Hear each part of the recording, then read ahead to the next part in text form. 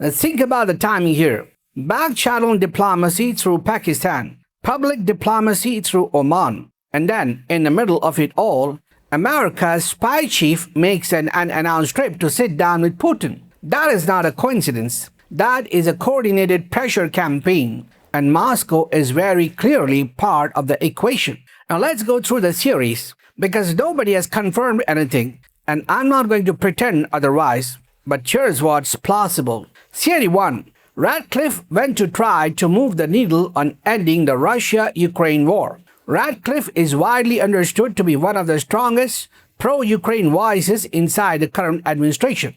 And here's the danger nobody is saying out loud. Ukraine has been landing strikes deep inside Russian territory that experts believe would not be possible without Western assistance. Russia has openly signaled that if these attacks continue, it may strike NATO countries supporting Ukraine. If that happens, the United States is treaty bound to respond. That is how regional conflicts become world wars. The first two world wars both started in Europe. Sit with that for a second. Theory 2, and I think this is the more likely one. The visit was about applying pressure on Iran. Now here's why this matters.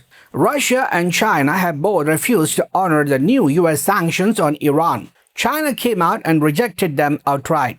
And if you look at the Financial Times list of entities actually being targeted by these sanctions, China isn't even on it. Why? Because sanctioning China directly would let Beijing choke America's own supply chains. Meanwhile, Iran's trade with Russia flows through the Caspian Sea and overland rail routes, areas the US blockade cannot touch. So it's entirely plausible Ratcliffe offered Moscow concessions on Ukraine in exchange for Russia applying pressure on Tehran. Theory 3, the one people don't want to say out loud, that this was about a limited strike option against Iran's nuclear program. I'll be straight with you.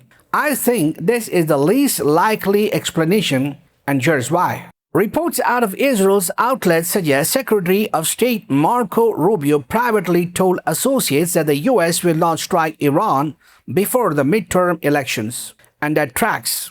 The midterms are enormous for Trump politically, and a new war heating up right before Americans vote would be politically catastrophic for him. He is already dealing with historic disapproval numbers. So, barring Israel deliberately sabotaging the Oman-Iran negotiations, which, by the way, Oman's foreign minister has publicly warned could happen again,